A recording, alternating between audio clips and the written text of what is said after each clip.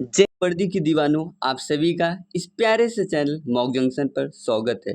आप लोग ज़्यादा से ज़्यादा इस प्यारे से चैनल मॉक जंक्शन को like, share, subscribe and support करें। आज हम लोग क्या करने वाले हैं? आज हम लोग कोस्ट गार्ड के फिजिक्स के क्वेश्चन प्रैक्टिस करने वाले हैं। बिफोर आई स्टार्ट, कुछ इंपॉर्टेंट बातें जो आपको वीडियो को देखते के दौरान याद रखनी होंगी। आप लोग हर एक क्वेश्चन को देखने से पहले 5 सेकंड का पॉज करिएगा वीडियो को और क्वेश्चन को खुद सॉल्व करने की कोशिश करिएगा। इससे होगा क्या, आपकी तैयारी एक नेक्स्ट लेवल पे हो जाएगी। चलिए स्टार्ट करते हैं। देखिए पहला क्वेश्चन क्या कह रहा है। A current of 3 ampere flows through a wire of for 5 minutes. Calculate the total charge that flows through the wire during this time. हमें करंट की वैल्यू दे रखा है 3 एम्पियर और जो फ्लो कर रही है थ्रू अ वायर कितने मिनट, टाइम दे रखा है हमें 5 मिनट दे रखा है और हमसे वैल्यू पूछ रहा है कि आप टोटल चार्ज बता दीजिए।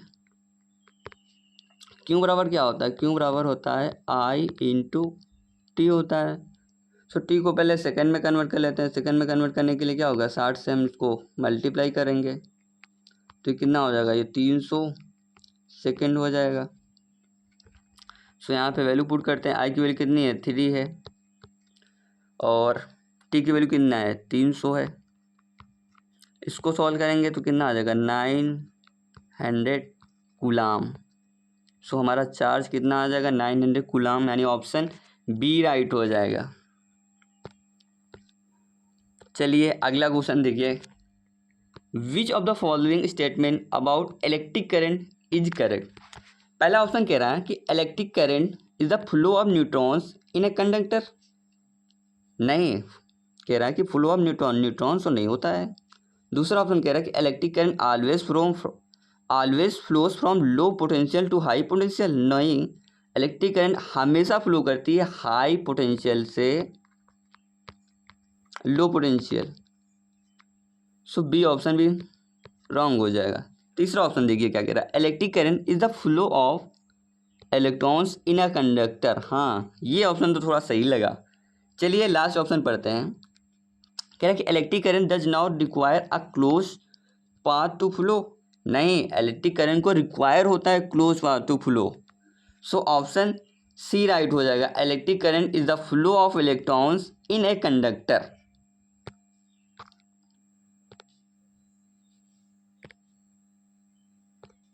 अगला क्वेश्चन देखो। A electric current of 2 ampere flows through a conductor of resistance दे रखा है 10 एम्पियर। हमसे पूछ रहा है potential difference across the conductor. Current की वैल्यू कितनी दे रखी है, 2 एम्पियर दे रखी है और रेजिस्टेंस कितना दे रखा है, रेजिस्टेंस दे रखा है 10 ओम दे रखा है। वैल्यू पूछ रहा है V. So V equal to क्या होता है, वी इक्वल टू होता है आई आर होता है। आई की वैल्यू कितनी है, 2 है। आर की वैल्यू कितनी है, 10 है। तो इसको सॉल्व करेंगे कितना आ जाएगा, 20 वोल्ट आ जाएगा। सो ऑप्शन सी राइट हो जाएगा।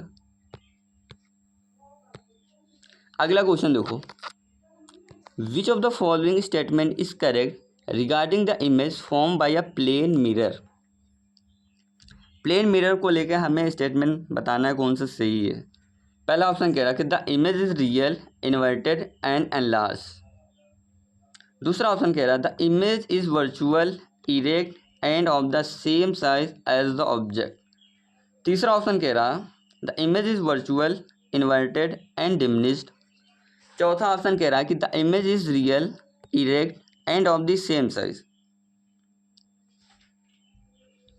सो कौन सा ऑप्शन सही हो जाएगा, ऑप्शन बी राइट हो जाएगा। द इमेज जो होती है वर्चुअल होती है, इरेक्ट होती है और ऑब्जेक्ट की सेम साइज, जैसा ऑब्जेक्ट का साइज होता है वैसा ही इमेज का साइज होता है।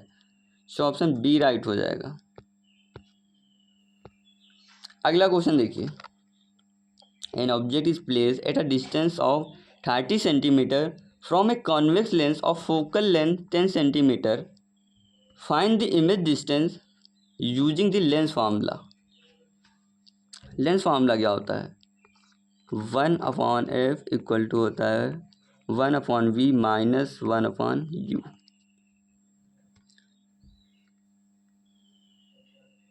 सो हमें क्या दे रखा है, हमें ऑब्जेक्ट दे रखा है u बराबर -30 सेंटीमीटर दे रखा है और फोकल लेंथ दे रखी है 10 सेंटीमीटर।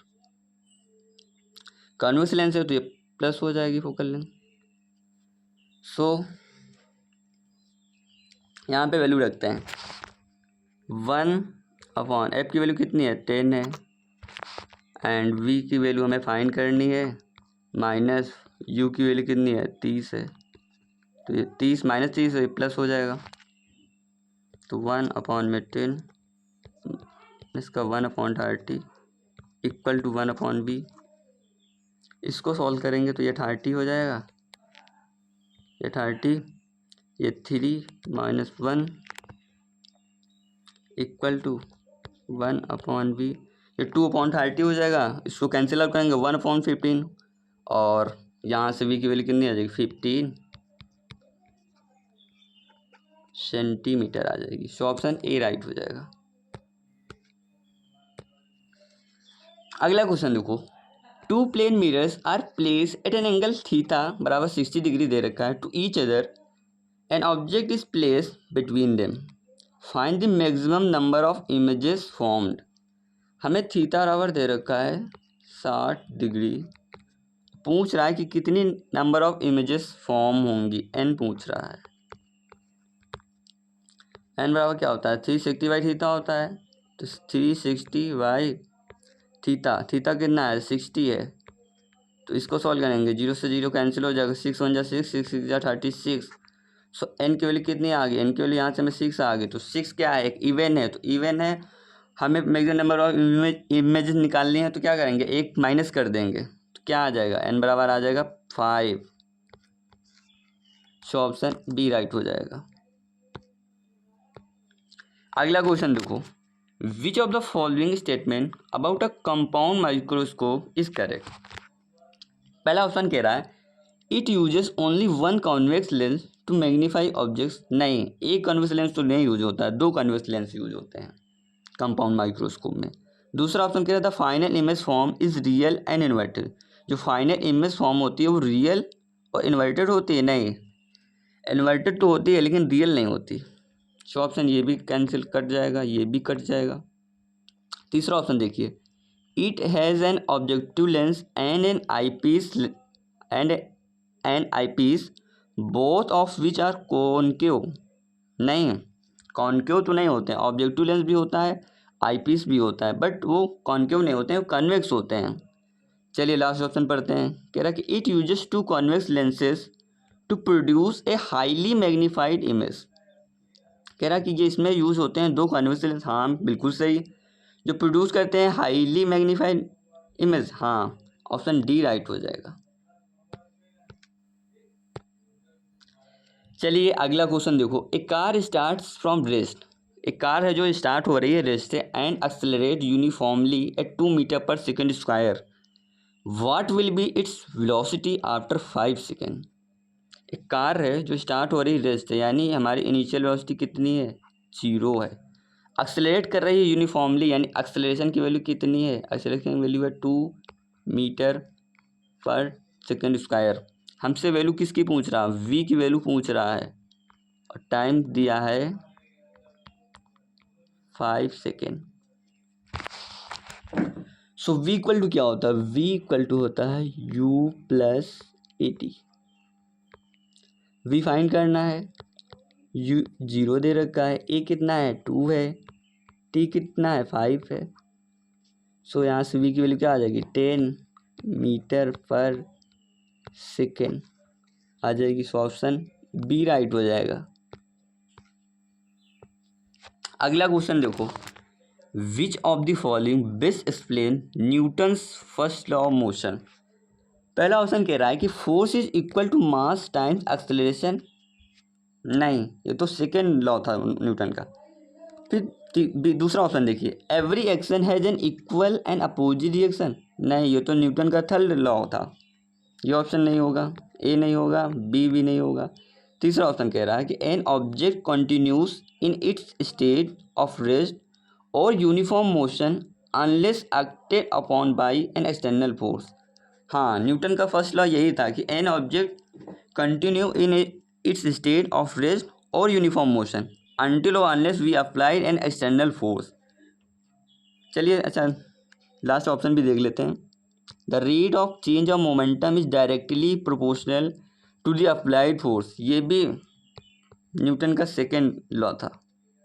सो ऑप्शन सी राइट होगा कि an object continues in its state of rest और uniform motion unless acted upon by an external force. चलिए नेक्स्ट क्वेश्चन देखो। A body of mass 2 kg is moving with a velocity of 20 meter per second. It comes to rest in 5 seconds due to a constant opposing force. Find the magnitude of force applied to stop the body and calculate the work done by this force. हमें मास की value दे रखी है 2 kg, जो move कर रहा है कितनी velocity से, 20 मीटर पर सेकेंड से मूव कर रहा है।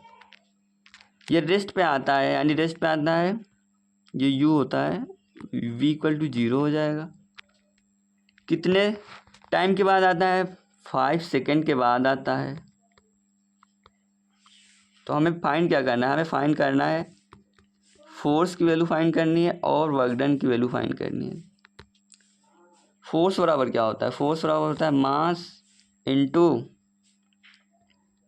Change in velocity upon time. Mass है 2 kg और चेंज इन वेलोसिटी कितना होगा, 20 ही होगा,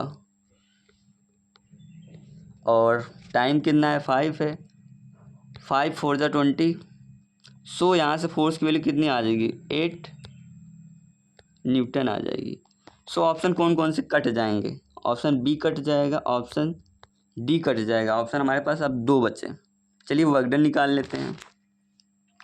वर्क डन क्या होता है, फोर्स इनटू डिस्प्लेसमेंट होता है। फोर्स कितना आया, 8 आया। डिस्प्लेसमेंट देख लेते हैं। डिस्प्लेसमेंट निकालने के लिए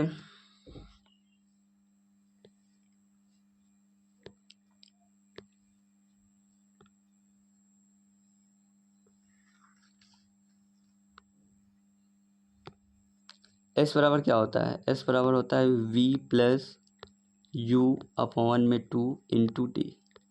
यहाँ से डिस्प्लेसमेंट निकालते हैं, दोनों वेलोसिटी को जोड़ेंगे तो 20 अपॉन में 2 इंटू टी कितना है 5।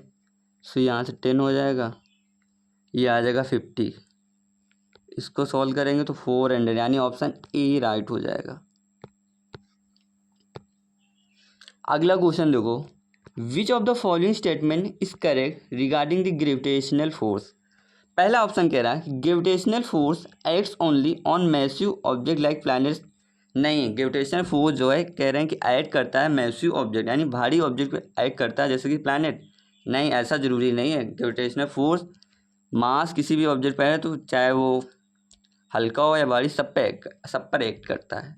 सो ऑप्शन ए कट गया। ऑप्शन बी कह रहा है gravitational force is a contact force. नहीं, ग्रेविटेशनल फोर्स एक कॉन्टेक्ट फोर्स नहीं होता है। कॉन्टेक्ट फोर्स तो फ्रिक्शन फोर्स होता है। सो बी ऑप्शन कट गया। तीसरा ऑप्शन कह रहा है gravitational force is the weakest force. हाँ, ग्रेविटेशनल फोर्स वीकेस्ट फोर्स होता है but acts between all objects having मास। हाँ, बिल्कुल सही। चलिए अच्छा चौथा ऑप्शन भी देख लेते हैं। Gravitational force depends on the volume of object. नहीं, वॉल्यूम ऑफ ऑब्जेक्ट पे नहीं डिपेंड करता है। फॉर्मूला क्या होता है ग्रेविटेशनल फोर्स का, Gm1 m2 upon r square. यहाँ कहीं वॉल्यूम तो आता ही नहीं है फॉर्मूले में, तो सो ऑप्शन डी तो ऐसे ही कट जाएगा। सो ऑप्शन सी राइट हो जाएगा, gravitational force is the weakest but act between all objects having mass. अगला क्वेश्चन देखो, a sound wave travel through air at a speed of 340 meter per second if its frequency is 1700 hertz, calculate its wavelength. एक sound wave है जो travel कर रही है air से, कितने स्पीड से कर रही है, हमें दे रखा है 340 मीटर पर सेकेंड से कर रही है, और फ्रीक्वेंसी दे रखा है 1700 हर्ट्ज। हमसे वैल्यू पूछ रहा है वेवलेंथ की। तो v बराबर क्या होता है, फ्रीक्वेंसी इनटू वेवलेंथ होता है। तो यहाँ से वेवलेंथ की वैल्यू क्या आ जाएगी, v कितना है 340 है अपॉन में v लैम्डा, फ्रीक्वेंसी कितना है 1700 है। एक जीरो से जीरो कैंसिल आउट हो जाएगा, 17 1 जा 17, 17 2 जा 34। सो यहाँ से 0.2 मीटर आ जाएगा। Option B will be right. अगला क्वेश्चन देखो, 2 moles of a gas are heated from 25 degrees Celsius to 75 degrees Celsius. If Cp equal to 29 joule पर मोल केल्विन, फाइंड हीट सप्लाई। हमें हीट सप्लाई फाइंड करना है। n बराबर हमें दे रखा है 2 मोल,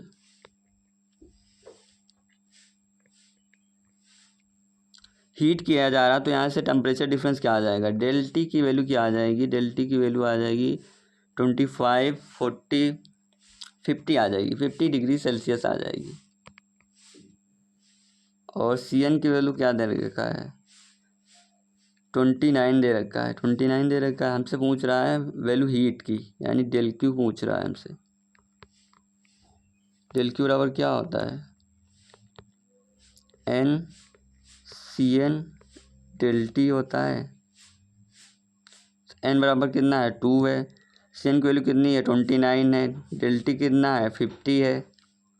इसको सॉल्व करेंगे, आ जाएगा हमारा 2900 जूल।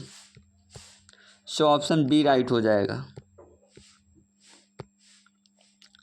अगला क्वेश्चन देखो, which law of thermodynamics define the concept of temperature. Thermodynamics का कौन सा लॉ डिफाइन करता है टेम्परेचर को। तो जीरोथ लॉ जो होता है वो डिफाइन करता है टेम्परेचर को। सो ऑप्शन सी राइट हो जाएगा। अगला क्वेश्चन देखो, what is the dimensional formula of the universal gravitational constant. Capital G का हमसे ग्रेविटेशनल जी यानी कैपिटल जी का हमसे डायमेंशनल फार्मूला पूछ रहा है। कैसे फाइंड करेंगे, एफ इक्वल टू क्या होता है, जी m1 m2 अपॉन में r स्क्वायर होता है।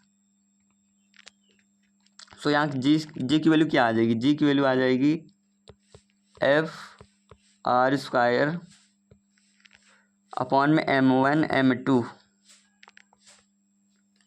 सो एफ का डायमेंशन फार्मूला क्या होता है, एम एल टी -2 होता है। आर स्क्वायर का क्या हो जाएगा, आर स्क्वायर का हो जाएगा एल स्क्वायर हो जाएगा। और नीचे मास का क्या हो जाएगा, मास का हो जाएगा एम स्क्वायर हो जाएगा। सो एक एम से एम कैंसिल आउट हो जाएगा, यानी इन्वर्स आ रहा हमारे ऑप्शन में। इन्वर्स किस में आ रहा, इन्वर्स केवल एक ही ऐसा ऑप्शन है ए जिसमें एम इन्वर्स आ रहा। सो ऑप्शन ए राइट हो जाएगा। अगला क्वेश्चन देखो, a body perform simple harmonic motion with amplitude 10 centimetre and time period 2 second. Find the maximum velocity of the body. हमसे वेलोसिटी मैक्सिमम वेलोसिटी फाइंड करा रहा दे रखा है। एम्पलीट्यूड हमें दे रखा है 10 सेंटीमीटर, टाइम दे रखा है 2 सेकेंड, और हमसे वी मैक्स की वैल्यू पूछ रहा है। तो वी मैक्स की वैल्यू क्या हो जाती है, वी मैक्स की वैल्यू होती है ए ओमेगा। ये क्या हो जाएगा, ए 2 पाई एफ होता है फ्रीक्वेंसी, तो फ्रीक्वेंसी का उल्टा क्या हो जाएगा 1/t हो जाएगा। तो टाइम यहाँ पे एम्पलीट्यूड सेंटीमीटर में, इसको कन्वर्ट करेंगे मीटर्स में, तो 10 × 10⁻⁻² मीटर हो जाएगा। तो यहाँ से क्या आ जाएगा 1/10, एम्पलीट्यूड कितना आ जाएगा 1/10 आ जाएगा। 2 ये रहेगा, पाई की वैल्यू अप्रोक्स ले लेते हैं 3 × 1/t, टी की वैल्यू कितनी है 2, 2 से 2 कट जाएगा और ये 0.3। ऑप्शन सी राइट हो जाएगा। अगला क्वेश्चन देखो, which of the following is the correct statement about semiconductors. Semiconductor को लेके कौन सा स्टेटमेंट सही है, क्वेश्चन कह रहा है। पहला ऑप्शन कह रहा है कि they have zero resistance at room temperature. नहीं, जीरो रेजिस्टेंस तो नहीं होता है रूम टेम्परेचर पे सेमीकंडक्टर में। ऑप्शन ए कट गया। ऑप्शन बी देखिए क्या कह रहा है, दिए conductivity decreases with increase in temperature. नहीं, इसकी कंडक्टिविटी बढ़ती है जब हम टेम्परेचर बढ़ाते हैं। सो ऑप्शन बी कट गया। ऑप्शन सी देखिए, they are good conductors like metals. नहीं, एक गुड कंडक्टर्स तो नहीं होते हैं मेटल की तरह, ये सेमीकंडक्टर होते हैं। सो ऑप्शन सी भी कट गया। ऑप्शन डी देखिए क्या कह रहा है, their conductivity increases with increase in temperature. हाँ, इनकी कंडक्टिविटी बढ़ती है जैसे जैसे हम टेम्परेचर बढ़ाते हैं। सो ऑप्शन डी राइट हो जाएगा। अगला क्वेश्चन देखो, 2 पॉइंट चार्जेस Q1 की वैल्यू हमें 2 माइक्रो कुलाम दे रखी है, Q2 की वैल्यू 3 माइक्रो कुलाम दे रखी है, जिसको प्लेस किया गया है 0.2 मीटर अपार्ट इन एयर में। हमसे इलेक्ट्रोसिटी फोर्स की वैल्यू पूछ रहा है।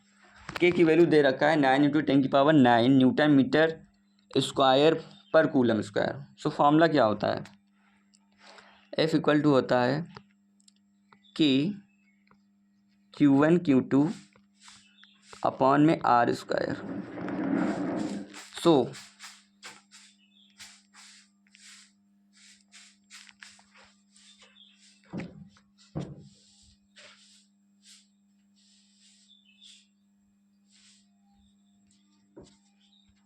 अपॉन में R स्क्वायर, तो सो के की वैल्यू कितनी है, के की वैल्यू है 9 × 10⁹ है, इंटू Q1 Q2 की वैल्यू क्या है, Q1 Q2 की वैल्यू है 2 × 3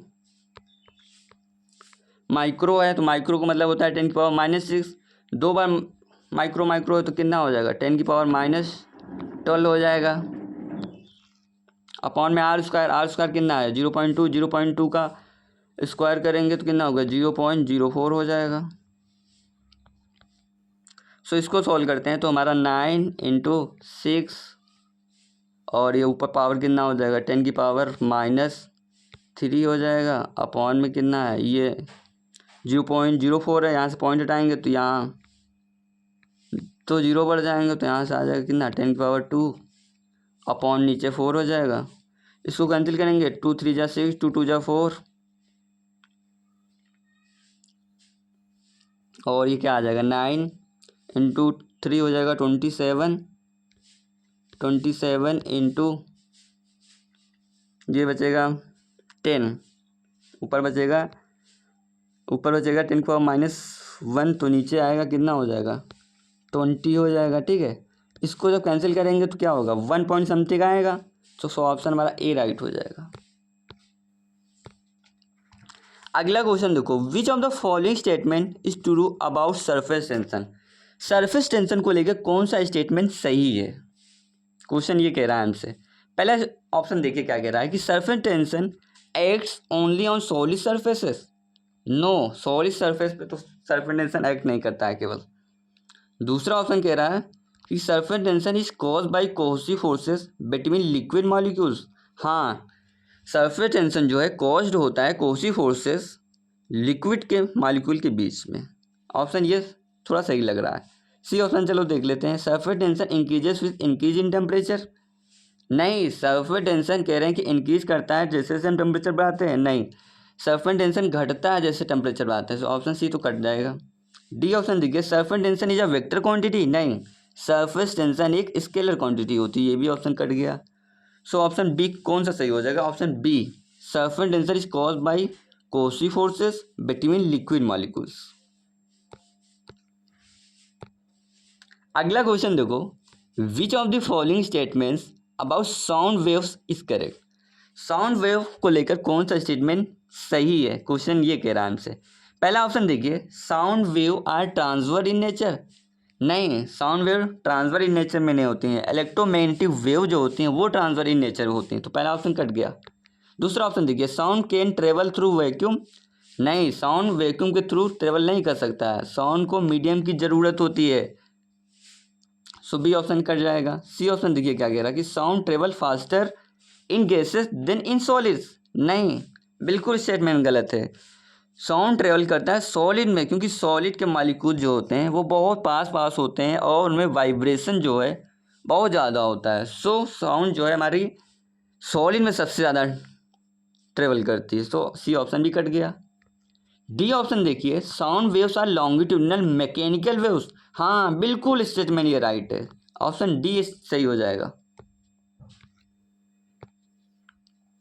अगला क्वेश्चन देखो, when light travels from one medium to another which of the following properties remains unchange.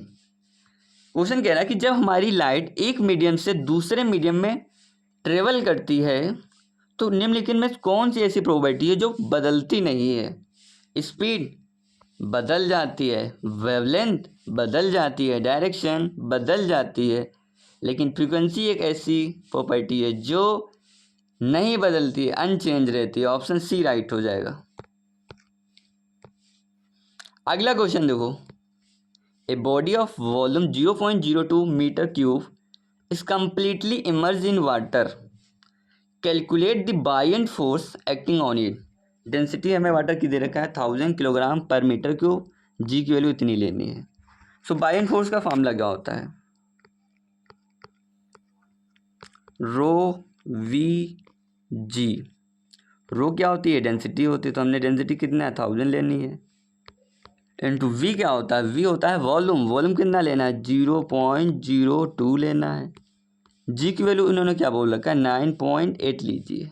चलिए ले लिया हमने, इसे सॉल्व करते हैं। यहाँ से 2 जीरो आ जाएगा, यहाँ से 1 जीरो आ जाएगा, ये 3 जीरो, ये 3 जीरो कैंसिल आउट हो जाएगा। 98 टू जा कितना होगा, 8 टू जा 16, यानी हमारी यूनिट डिजिट में 6 आना चाहिए। बी एक ऐसा ऑप्शन है जिसकी यूनिट डिजिट में 6 आ रहा, सो ऑप्शन बी राइट हो जाएगा। चलिए अगला क्वेश्चन देखिए, a particle is projected with a speed 20 meter per second at an angle theta 30 degree हमें दे रखा है विद द हॉरिजॉन्टल। हमसे मैक्सिमम हाइट की वैल्यू पूछ रहा है और जी की वैल्यू कितनी लेनी है 10 मीटर पर सेकेंड स्क्वायर लेनी है। सो हाइट का फार्मूला, मैक्सिमम हाइट का फार्मूला क्या होता है, एच बराबर होता है you square sine square theta upon 2g होता है। यू की वैल्यू कितनी है 20 है, 20 का स्क्वायर कितना हो जाएगा 400 इंटू साइन 30, साइन 30 कितना होता है 1/2 का स्क्वायर करोगे कितना हो जाएगा 1/4 इंटू जी की वैल्यू कितनी है 10 लेनी है। सो 4 से 4 कट जाएगा, 1 जीरो से 0 कट जाएगा, 10 मीटर हाइट आ जाएगी। सो ऑप्शन सी राइट हो जाएगा। अगला क्वेश्चन देखो, an element x has 2 isotope, पहला ये दे रखा है एंड दूसरा ये है। If the relative abundance of this isotope is 70%, 25% respectively, calculate the average atomic mass of element x. तो क्या होता है 75% है, 25% है, तो पहले का मास कितना है 35 है, कितना परसेंट है 75% है, तो इसको परसेंटेज हटाएंगे तो नीचे 100 आ जाएगा। उसके बाद दूसरे का मास है 37 और कितना परसेंट है 25% है, तो 25/100 कर लेंगे परसेंटेज हटाने के लिए। इसको कैंसिल आउट करते हैं, 25 या 75, 25 चौको 100, ये 25 पंजा 25, 25 चौको 100। इससे सॉल्व करते हैं, नीचे कितना आ जाएगा एलसीएम आ जाएगा 4, इसको सॉल्व करते हैं 5 3 जा 15 का 5, 1 कैरी, 3 3 जा 9 और ये 10 हो जाएगा, प्लस का ये कितना हो जाएगा 37, इसे ऐड करते हैं कितना हो जाएगा 37 142/4।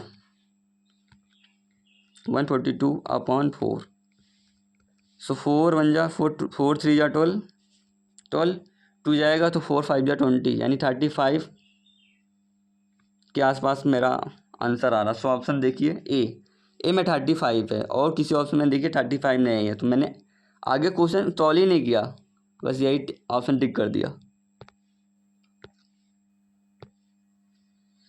चलिए आज का लास्ट क्वेश्चन देखते हैं।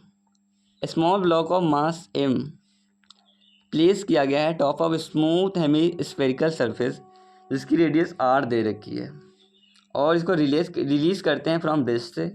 हमसे पूछ रहा है एंगल थीटा क्या होगा, द ब्लॉक जो होना चाहिए लूज होता है उस सरफेस के साथ। तो ये क्वेश्चन क्या है, ये क्वेश्चन एक ऐसा क्वेश्चन है जिसे आपको एग्ज़ाम में छोड़ देना चाहिए। क्यों छोड़ देना चाहिए? अगर आप इस तरह के क्वेश्चन करते हैं, लेंथी होते हैं, पहली चीज़ कैलकुलेटिव होते हैं, टाइम टेकिंग होते हैं। अगर आप इस तरह क्वेश्चन करते हैं तो आप एग्ज़ाम में अच्छा स्कोर नहीं कर पाएंगे। If you want to score अच्छा in exam then definitely you have to drop these like question.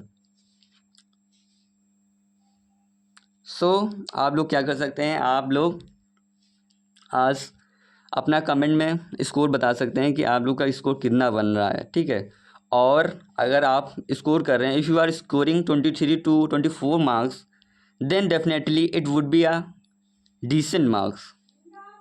सो आज का वीडियो यहीं तक रखते हैं। टिल देयर थैंक यू, जय Hind and all the best.